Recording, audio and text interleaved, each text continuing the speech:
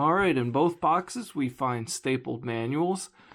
I have some other smaller sets for 2022 that came with bound manuals, so that's why I mentioned that. The forklift is 58 steps, 143 pieces. The motorcycle is 163 pieces, of which 29 are the chain. So I don't know if you want to count the chain as kind of cheating to get that piece count. It is 78 steps. The motorcycle came with 2 loose tires and a really cool sticker sheet. The stickers are not clear, in case you're wondering that. And there is a piece that I don't recognize. It's that gray piece and that gray piece with all the pluses on it. Comment down below if that's a new piece. I'm not sure yet. The forklift had these 2 pieces loose in the box. I really like this color blue. I don't know if this is a rare color for Technic beams and stuff. I don't know.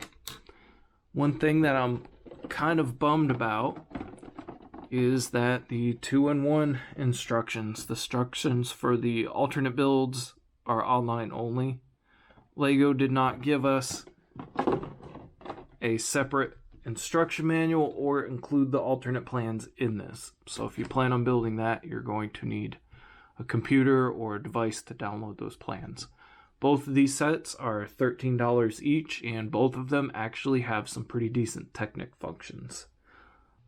Here's the 3-cylinder engine. It has pistons that just float on top. They're loose. And then those lobes move the pistons up and down. It reminds me more of a camshaft than it does a crankshaft, but it gets the job done. It moves them up and down.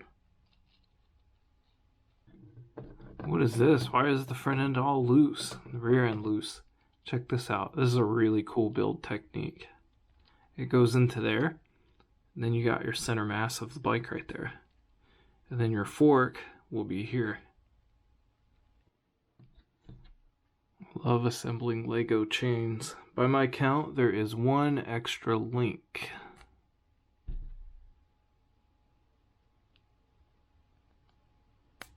$28 and $29. Tell me that's not satisfying. That's just so cool.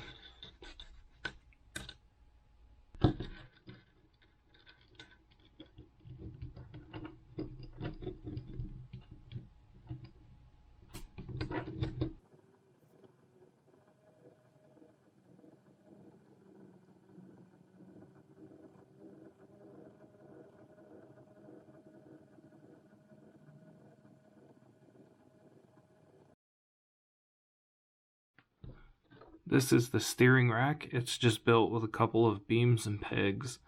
I was not expecting this level of function in a $13 set. This is really neat.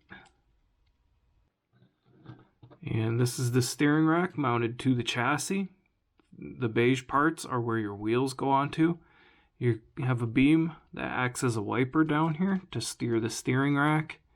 And it goes up through this gray shaft to the top part, which is the hand of God.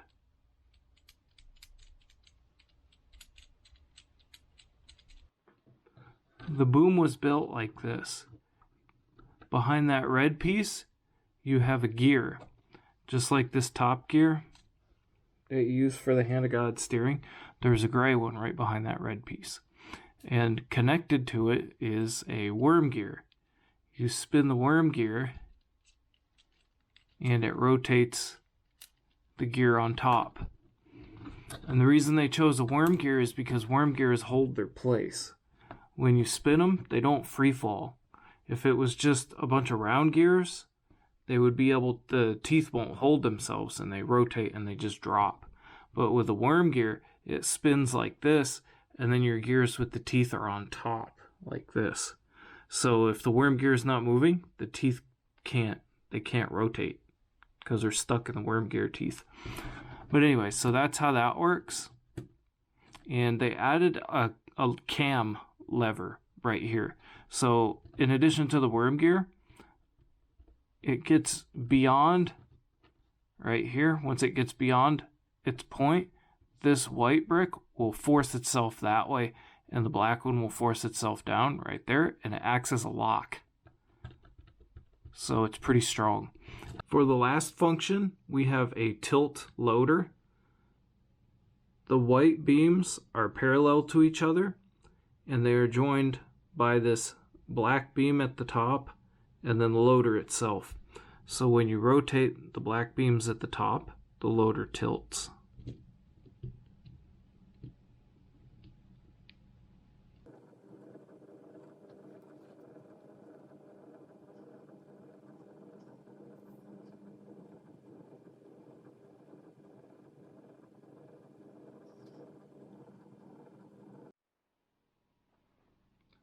Both of these sets totally feed my Technic itch. I just love them. I can't believe you get so many features in there for so little money.